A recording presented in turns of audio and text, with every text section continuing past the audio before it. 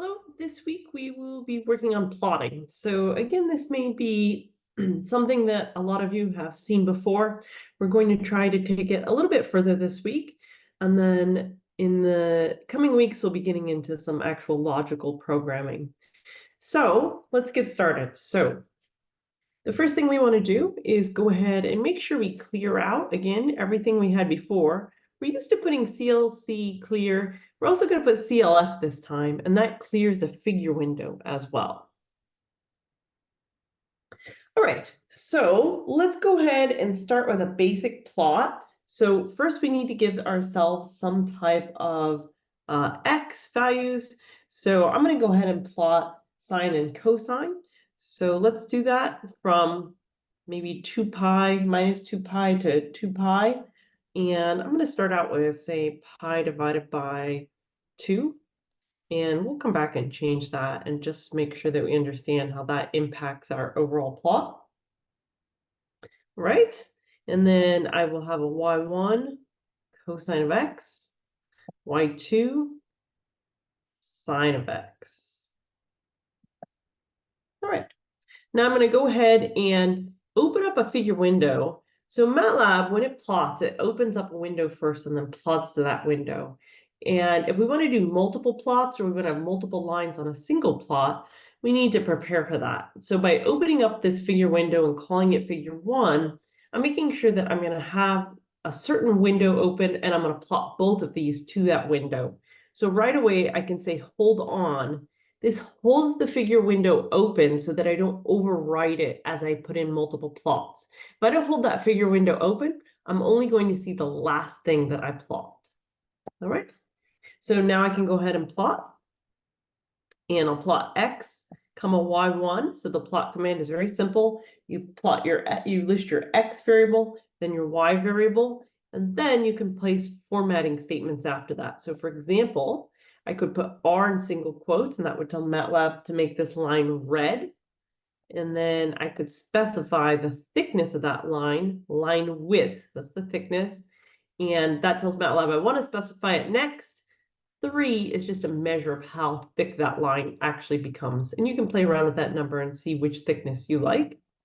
And then I will go ahead and plot y2. And let's just make that blue. And of course, if you open up the help file, you'll see that all of this information is there under the plot command. You can find all of the different formatting options that you would have there. All right, and then I'm going to go ahead and say hold off. It's really not 100% necessary, but just to be complete. All right, then I can go ahead and run this. And it takes a moment for it to open up, especially when Zoom is running. But you can see, okay, does it look like sine and cosine? Yes and no. It definitely is recognizable as something that's a periodic function, but we're really not getting that curve. And that's because our x value has relatively few numbers in it, our x vector. You can see that x vector it only has a few points. In MATLAB, is not plotting the functions. You need to remember, MATLAB is actually plotting numbers, point pairs, not functions. So I have 1, 2, 3, 4, 5, 6, essentially just 6 points. So if I want this to be smoother, I can increase that. So let's say I went with 100, and now I'm going to make sure I have semicolons on everything so that those don't get printed out. Rerun it, and now I have very smooth curves that look great. So whenever you get a plot that looks a little bit off, first thing you should think about is, what is the data that I'm actually plotting? What does it actually look like? Okay. Now we can do some additional modifications with this.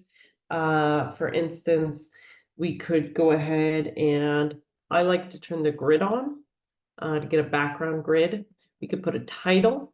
So title is a function, needs parentheses, and then in single quotes, we can type text. So I'll call these harmonic functions, just like that. And then X label, whatever you want to call it, X values, so close. Y label.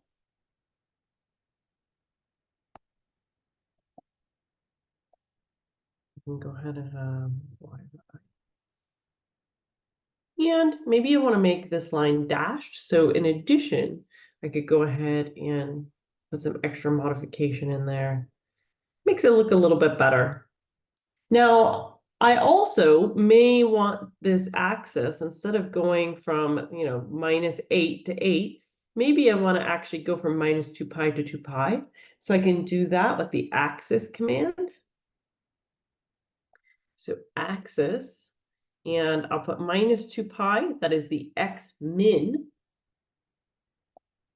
2 pi, that is the x max, and then maybe -1.5 to 1.5. That would be my y min, my y max. There we go. So that's looking a little bit better. I can also change these values down here with the command xticks. So I haven't, let's see if I can remember.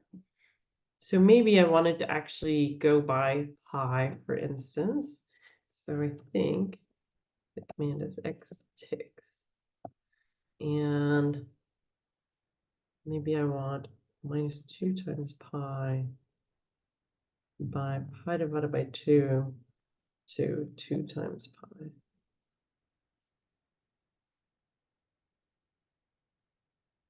All right, so now I can see those values. I'm not sure that looks better, but we can specify the values on the x-axis there as well. Right, you can also add markers. So in this case, there are a variety of different markers. For instance, I could put an asterisk there, and that would give me a marker. Now I have so many points at this point that it just looks like a continuous line, right? So if I wanted, one thing that I would maybe do is create a new x value. And here, I'll just create, and this one I'll call my x marker, and I'll go back to having just pi over 2. And now, for instance, I'll have y marker. And then what I could do is come in here and plot my x marker, y marker, and just make this, and maybe a different color as well. How about green?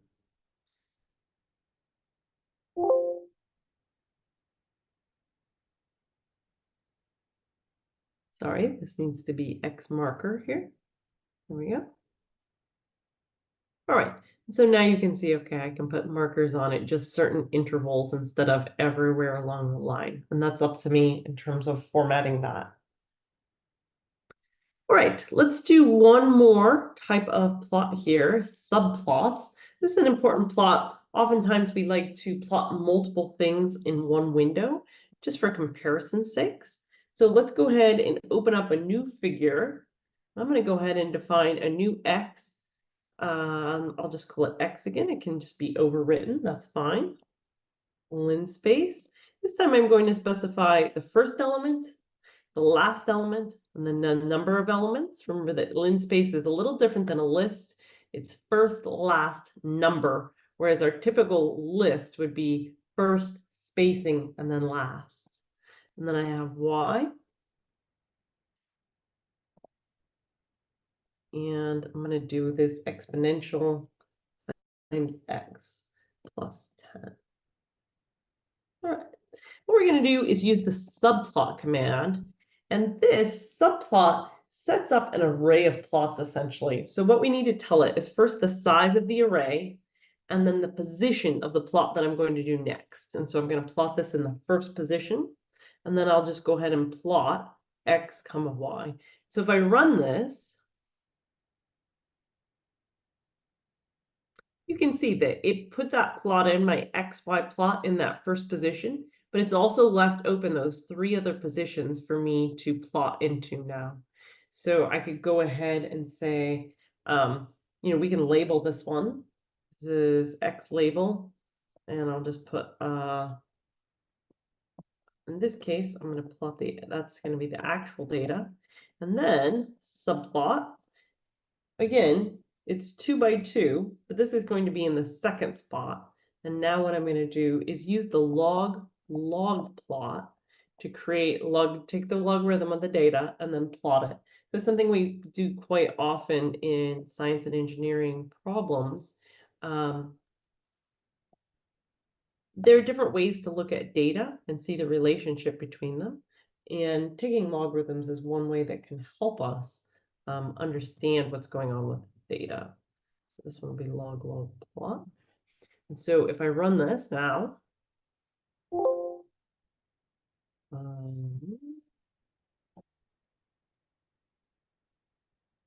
sorry, I already did the XY. There we go.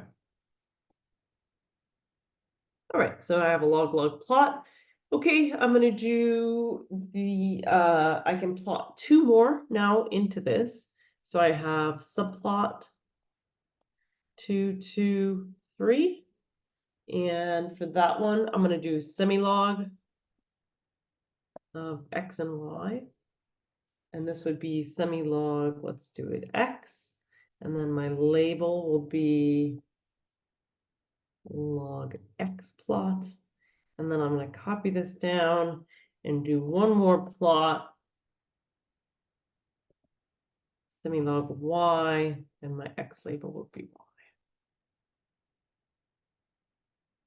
All right, so now we can look at these, and if this is what our data is, and we're looking at these different log plots, we might say, oh, actually the log Y plot creates a straight line. So that one could be quite useful, and we could do a lot of different things with it. All right, really quick, the last thing I want to show is just there are a lot of different options in MATLAB for doing plots. So if you're thinking about creating a certain type of plot, it's probably there. You should do a little bit of research and just see, what options you have for expressing your data in the way that you want to. So for example, we have pie charts. So we could do a pie of Y. We have bar charts, bar graphs, I should say.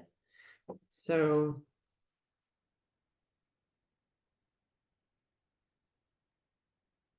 a moment to come up. There we go.